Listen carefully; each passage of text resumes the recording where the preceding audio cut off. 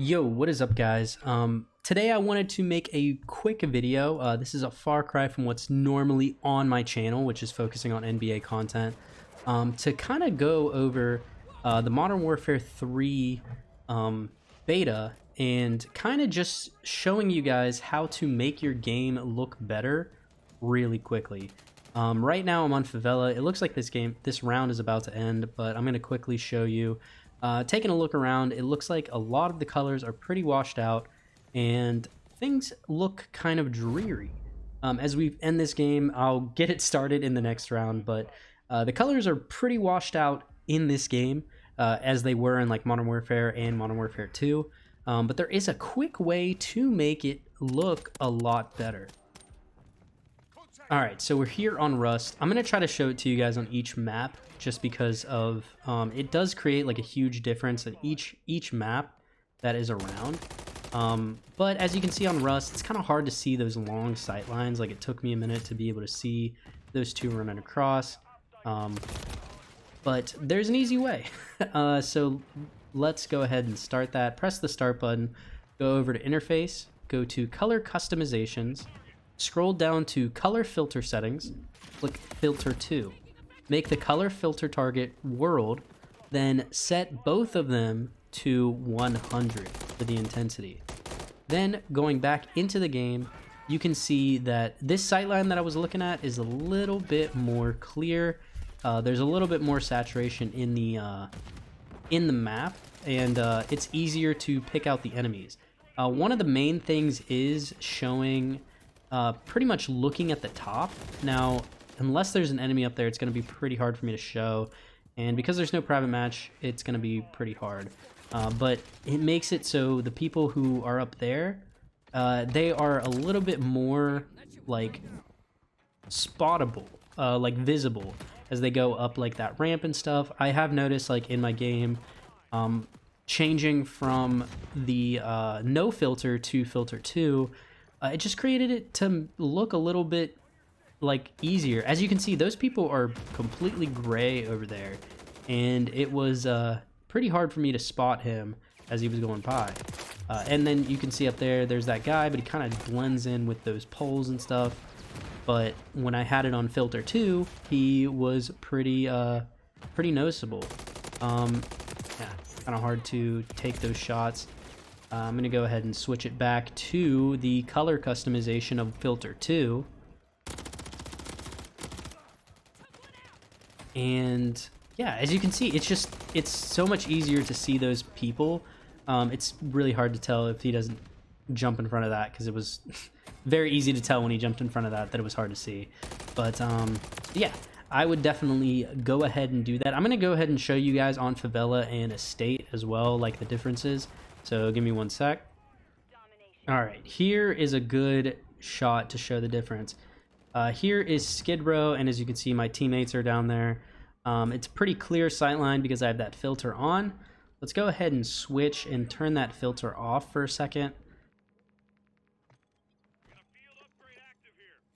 Boom, and now everything looks more gray.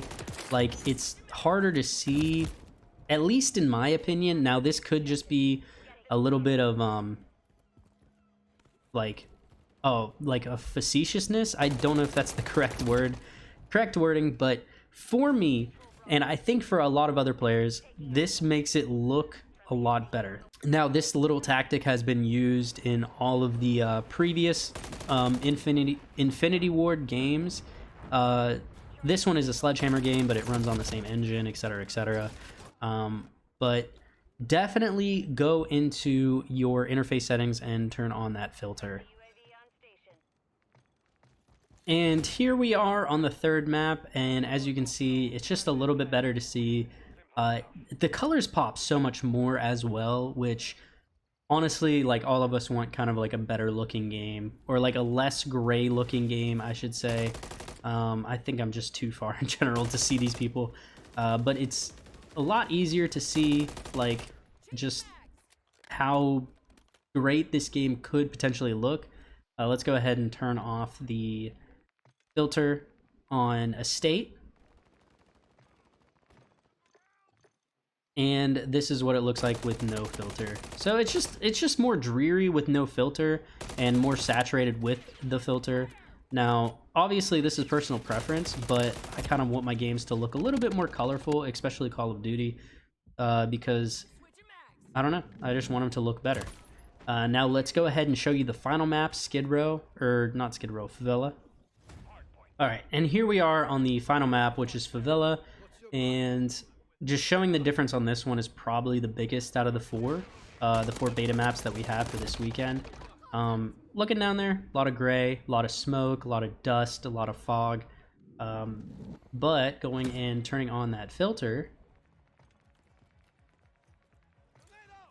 and keeping world and 100 and 100, as you can see, it just looks so much better. Like, yeah, it might be like just you can't really tell that much of a difference, but when you play and you're playing for a decent bit of time, it just looks so much better in comparison to what Modern Warfare looked, or Modern Warfare 3 originally looked like. You can easily tell it from the gun as well. Like, the gun is just so much more bright. I'm excited to see camos with this like setup. So yeah, that is how you do make your game look better.